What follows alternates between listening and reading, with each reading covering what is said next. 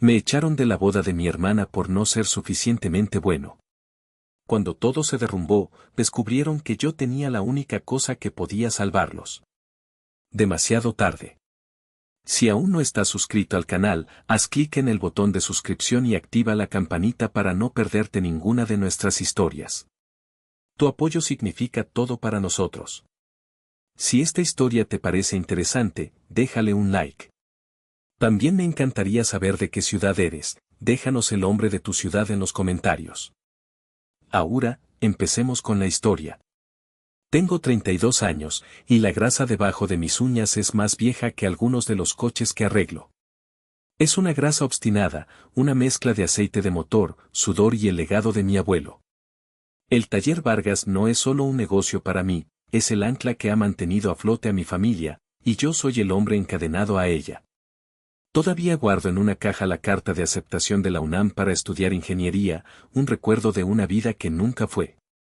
La sacrifiqué el día que mi padre, Ricardo, con su orgullo hecho añicos, admitió que estaba a punto de perderlo todo por una serie de malas inversiones. Yo tenía 20 años. Usé cada centavo de la pequeña herencia que mi abuelo me dejó, no para mi futuro, sino para el de ellos.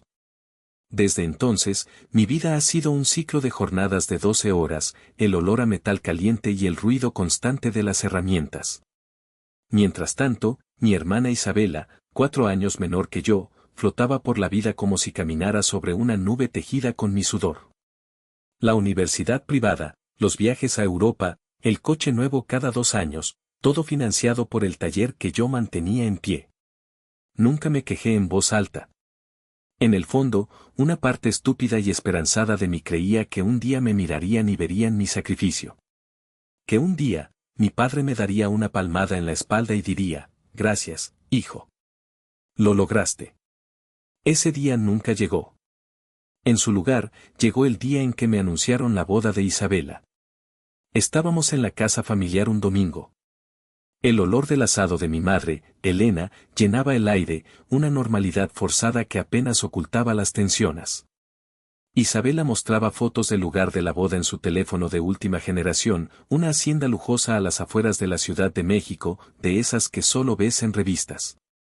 Marco y su familia son, bueno, ya sabes, muy de su círculo, dijo Isabela, moviendo la mano con un gesto vago y elegante. Quieren que todo sea perfecto, muy de alta sociedad. Asentí, forzando una sonrisa. Se ve increíble, hermanita. Me alegro por ti. Mi padre carraspeó, evitando mi mirada. Javier, sobre eso, tenemos que hablar. Sentí un nudo frío en el estómago. Mi madre se puso visiblemente nerviosa y empezó a recoger platos que no estaban sucios. La familia de Marco ha organizado la lista de invitados para la ceremonia y la recepción principal, continuó mi padre, con un tono de voz que intentaba sonar práctico, pero que solo destilaba cobardía. Es exclusivo. Solo familia muy, muy cercana y sus socios. Lo miré, confundido. ¿Y? Yo soy familia. Isabela suspiró, como si le estuviera haciendo pasar un mal trago. Ay, Javi, no seas tan dramático, dijo, y esa frase, su frase estrella, me golpeó como una bofetada. Es que, no lo entenderías. Se trata de imagen. El padre de Marco es un empresario muy importante. El significado oculto empezó a emerger de la niebla. ¿Qué quieres decir, Isabela? Fue mi padre quien lo dijo, finalmente. Tú y tu novia, Sofía, no están en la lista para la recepción en la hacienda. Por supuesto que pueden venir a la ceremonia religiosa si quieren, pero... El aire se escapó de mis pulmones. Sofía, mi novia desde hace 3 años, una maestra de primaria maravillosa que era más familia para mí que ellos. ¿Excluidos? ¿Por qué? ¿Por qué trabajo con mis manos? ¿Por qué Sofía no viene de una familia con un apellido rimbombante? Es por el bien de la familia, hijo, añadió mi padre, como si eso lo justificara todo. Para establecer las conexiones correctas. Miré a mi madre. Ella estaba de espaldas a nosotros, fregando un vaso con una ferocidad innecesaria. No dijo nada. Su silencio fue la peor traición de todas. No hubo un estallido de ira. No grité. No di un portazo. Lo que sentí fue algo mucho más profundo y aterrador, un silencio. Un vacío helado donde antes había un anhelo desesperado por su aprobación. La cadena que me unía a ellos no se rompió, simplemente se desvaneció, como si nunca hubiera existido. Me levanté de la mesa. Entiendo, dije, y mi voz sonó extrañamente calmada. Que tengan una boda preciosa. Salí de la casa, subí a mi camioneta y conduje sin rumbo durante 1 hora. Cuando volví a mi pequeño apartamento, Sofía me encontró sentado en la oscuridad. Le conté todo, esperando que se enfadara, que llorara. En lugar de eso, me abrazó. Esa noche, mientras ella dormía a mi lado, abrí mi computadora portátil. La pantalla iluminó mi rostro, y por primera vez, no busqué piezas de repuesto ni consulté las cuentas del taller. Busqué vuelos. Playas. Hoteles con todo incluido. Encontré un paquete perfecto a Cancún para esa misma semana. Sin dudarlo, introduje los datos de mi tarjeta de crédito personal y pulsé confirmar. El clic del ratón fue el sonido más liberador que había oído en mi vida.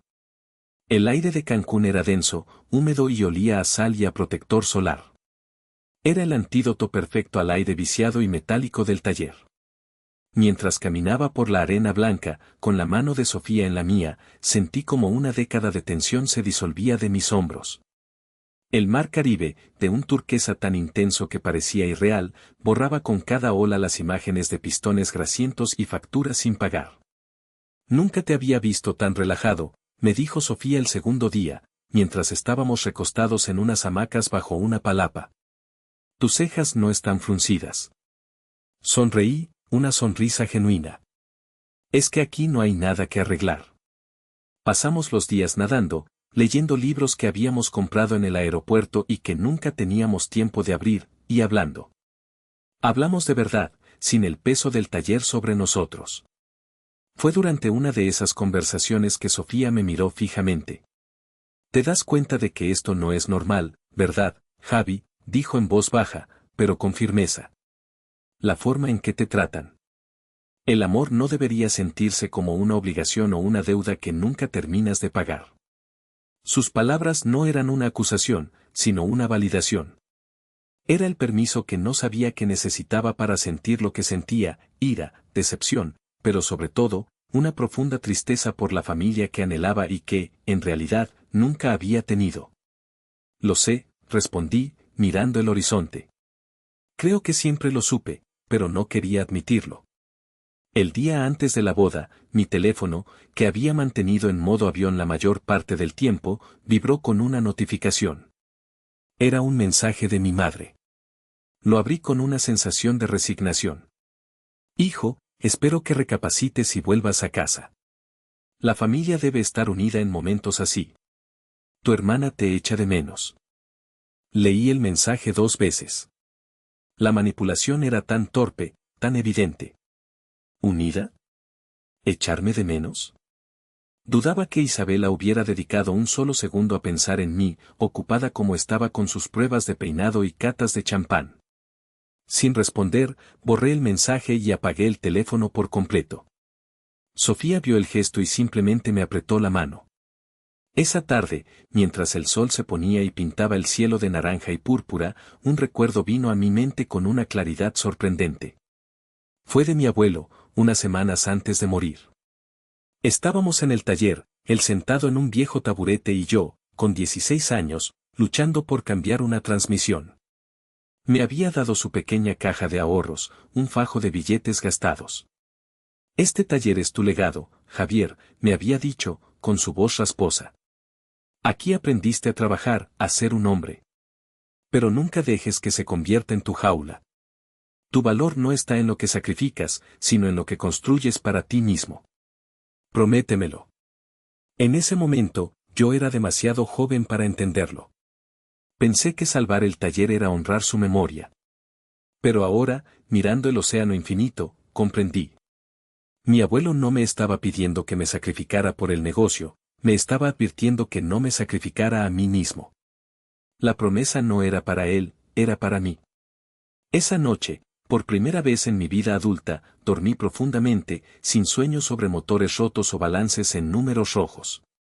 Dormí el sueño de un hombre libre, sin saber que a cientos de kilómetros de distancia, el mundo perfectamente construido de mi familia estaba a punto de hacerse añicos. La calma antes de la tormenta era hermosa, y yo la estaba saboreando hasta la última gota. El día de la boda, el día de mi exclusión, fue irónicamente uno de los mejores días de mi vida. Sofía y yo contratamos una pequeña excursión de snorkel. Bajo el agua, en el silencio azul profundo, rodeado de peces de colores, el mundo de arriba, con sus dramas familiares y sus jerarquías sociales, parecía insignificante. Esa noche, decidimos darnos un capricho. Reservamos una mesa en el restaurante más elegante del hotel, uno de esos con manteles blancos y una carta de vinos más gruesa que el manual de un motor V8. Estábamos a mitad de nuestro plato principal, riendo por alguna tontería, cuando mi teléfono, que había vuelto a encender por si había alguna emergencia real, empezó a vibrar sobre la mesa. Y no paró. Era mi padre. Una llamada. 2. 3. A la cuarta, una sensación de fatalidad se apoderó de mí. No era preocupación por ellos, era por el taller. El negocio era mi responsabilidad, mi creación. Contesté. ¿Qué pasa?, pregunté, mi voz más brusca de lo que pretendía. Javier, la voz de mi padre era irreconocible. No era el patriarca autoritario y distante. Era el gemido de un hombre aterrorizado. Javier, tienes que volver. Ahora. Es un desastre. La boda se canceló. Mi primer pensamiento fue egoísta. ¿Alguno de los proveedores de la boda tenía alguna conexión con el taller? ¿Qué tipo de desastre? ¿Pasó algo en el taller? No, el taller está bien. Es todo lo demás. Marco se echó para atrás. Se fue. Tienes que venir a casa. Y colgó. Sofía me miró, con los ojos llenos de preocupación. Tenemos que irnos, dije, mientras hacía una seña al camarero para pedir la cuenta. La paz se había evaporado. El vuelo de vuelta fue tenso y silencioso. Aterrizamos en la madrugada y conduje directamente a la casa de mis padres. La encontré sumida en una oscuridad casi total, excepto por una luz en el salón. Dentro, la escena era desoladora. Mi madre estaba sentada en un sofá, con la mirada perdida. Isabela estaba hecha un ovillo en otro, con el rostro hinchado y rojo de tanto llorar. Mi padre caminaba de un lado a otro como un animal enjaulado. ¿Qué demonios ha pasado?, exigí. Ese malnacido, masculló mi padre. Ese cobarde de Marco. Simplemente llamó. Dijo que se cancelaba todo y desapareció. Después de todo lo que invertimos. La historia no cuadraba. Algo faltaba. Mientras mi familia se sumía en la autocompasión, mi teléfono vibró. Un número desconocido. Javier, soy Marco. Sé que no tienes por qué escucharme, pero mereces saber la verdad. ¿Podemos vernos? Dejé a mi familia en su miseria y conduje hasta una cafetería abierta 24 horas. Marco estaba allí, con aspecto cansado y triste. No parecía un villano. Parecía un hombre que había esquivado una bala. Y entonces, me contó todo. El giro de la trama fue más retorcido de lo que jamás hubiera imaginado. No me eché para atrás por cobardía, Javier, dijo Marco, revolviendo un café que no iba a beber. Lo hice porque descubrí quién es tu hermana en realidad. Resulta que Marco había contratado a un contable para fusionar algunas finanzas antes de la boda. Por accidente, el contable descubrió una serie de deudas de tarjetas de crédito y préstamos personales a nombre de Isabela que ascendían a una cantidad astronómica. Estaba prácticamente en bancarrota. Pero eso no fue lo peor. Investigando un poco más, Marco encontró correos electrónicos. Correos entre Isabela y un antiguo novio. No solo le había estado siendo infiel durante meses, sino que en los correos planeaban cómo usar el dinero y las conexiones de la familia de Marco para pagar sus deudas y empezar una nueva vida juntos después de la boda. La boda era una estafa. Un elaborado fraude. Me quedé helado. No por la infidelidad, eso casi me lo esperaba. Sino por la frialdad del cálculo. Pero la bomba final aún no había caído. Y el dinero para la boda, Javier, continuó Marco, mirándome directamente. Los depósitos, la hacienda, el banquete, tu padre e Isabela me aseguraron que tenían el capital. Pero cuando mi abogado revisó los documentos hoy, descubrió que usaron la línea de crédito del negocio. Lo pusieron todo a nombre del taller, esperando que mi familia lo cubriera todo después. Ahora que no hay boda, los proveedores quieren su dinero. Y lo quieren ya. El mundo se inclinó bajo mis pies. No solo me habían excluido y humillado. Habían apostado el taller. Mi taller. Mi sacrificio. El legado de mi abuelo. Lo habían apostado todo en una boda fraudulenta. Volví a casa. Mi padre me vio entrar y su rostro se iluminó con una esperanza patética. Hablaste con él, ¿verdad? ¿Puedes arreglarlo? Quizás si le ofreces algo. Lo sé todo, papá, lo interrumpí, y mi voz era tan fría que él retrocedió un paso. Sé lo de las deudas de Isabela. Sé lo del otro hombre. Y sé lo que le hicieron al taller. El silencio que siguió fue absoluto. La vergüenza y el pánico luchaban en sus rostros. En ese momento, la tristeza y la resignación que había sentido durante años se quemaron y se convirtieron en algo nuevo, una determinación gélida. Saqué mi teléfono. No busqué el número de un prestamista. Busqué el de un hombre que no había visto en una década, el único hombre que mi abuelo había respetado de verdad. Licenciado Morales, dije cuando contestó. Soy Javier Vargas, el nieto de Armando. Necesito su ayuda. La oficina del licenciado Morales era un viaje en el tiempo. Olía a papel viejo, a cuero y a café fuerte. El propio Morales, con su cabello blanco y sus ojos agudos detrás de unos gruesos lentes, parecía una reliquia de una época en la que la palabra de un hombre era su vínculo. Me recibió con una sonrisa triste. Javier. Te has convertido en el hombre que tu abuelo siempre supo que serías, dijo, indicándome que me sentara. Le expliqué la situación en detalle, la exclusión, la boda fallida, la estafa de Isabela y, lo más importante, el uso de la línea de crédito del taller.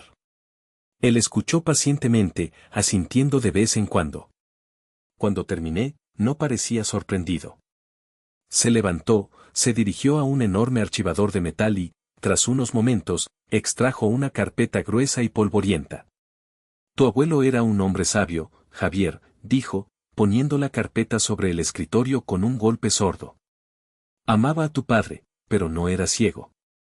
Sabía de su orgullo y su debilidad por las apariencias. Y te amaba a ti lo suficiente como para protegerte. Abrió la carpeta.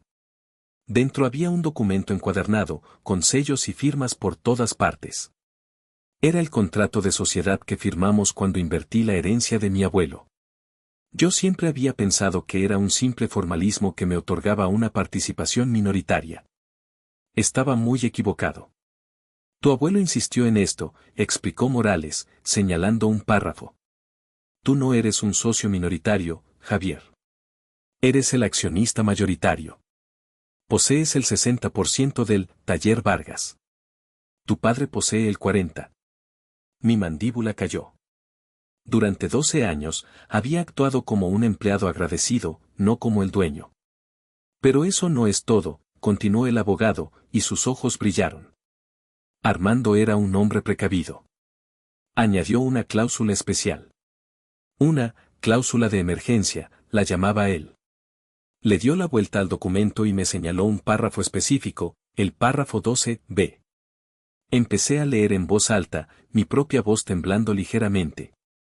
En el caso de que los activos, el capital o la línea de crédito de Taller Vargas S.A.D.C.B. sean utilizados para gastos personales de naturaleza frívola o ajenos a la operación del negocio, excediendo la cantidad de X pesos, o en el caso de que el socio mayoritario, Javier Vargas, sea excluido de su rol gerencial sin causa justificada y documentada, el control operativo, administrativo y financiero total de la empresa, junto con todos sus activos, incluyendo la propiedad donde reside. El socio Ricardo Vargas se transferirá de manera inmediata e irrevocable a Javier Vargas. Levanté la vista hacia el licenciado Morales, sin aliento. La boda.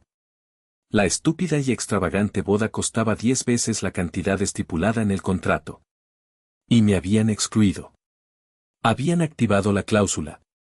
Es un contrato blindado, Javier, confirmó Morales. Tu padre lo firmó. Tu abuelo y yo fuimos testigos. Es legalmente incontestable. El taller es tuyo. Completamente. Salí de esa oficina sintiéndome como otra persona. El peso del mundo ya no estaba sobre mis hombros, estaba en mis manos. Conduje de vuelta a la casa familiar. Estaban los tres en el salón, esperándome como buitres esperando que la presa muriera para poder alimentarse. ¿Y bien?, preguntó mi padre, con una urgencia desesperada. ¿Conseguiste un préstamo? ¿Hablaste con el banco? No dije nada. Simplemente caminé hacia la mesa de centro y dejé caer el contrato sobre ella. El golpe del documento hizo eco en el silencio. ¿Qué es esto?, preguntó Isabela con desdén. Es nuestro acuerdo de sociedad, dije, mi voz tranquila y firme. El que papá y yo firmamos hace 12 años. El que, al parecer, nadie se molestó en leer. Me miraron, confundidos. Verán, continué, caminando lentamente por la habitación, sintiendo el poder por primera vez. El abuelo era un hombre muy inteligente. Puso una pequeña cláusula en este contrato. Una cláusula que dice que si alguien usa el dinero del taller para, digamos, una boda increíblemente cara y fraudulenta, o si intentan marginar a la persona que ha mantenido este negocio a flote durante una década, esa persona obtiene el control total. Vi cómo el color desaparecía de sus rostros. Isabela abrió la boca, pero no salió ningún sonido. Mi madre se llevó una mano al pecho. Mi padre se dejó caer en el sofá, derrotado. Ustedes no solo me excluyeron de una fiesta, dije, deteniéndome frente a ellos, mirándolos a los ojos a cada uno. Ustedes violaron el único acuerdo que protegía el legado del abuelo. El legado que yo salvé mientras Isabela compraba zapatos y papá jugaba a ser un gran hombre de negocios. Hijo, susurró mi madre. No, la corté. He sido, hijo, durante demasiado tiempo. Ahora, soy el dueño. Y como dueño, aquí están las nuevas reglas. Me incliné hacia adelante, apoyando las manos en la mesa. 1. El taller está bajo mi control exclusivo. Sus opiniones ya no son necesarias ni bienvenidas. 2. Isabela, mañana a las 8 en punto te quiero en el taller. Empezarás limpiando los baños y organizando el inventario. Ganarás un sueldo mínimo.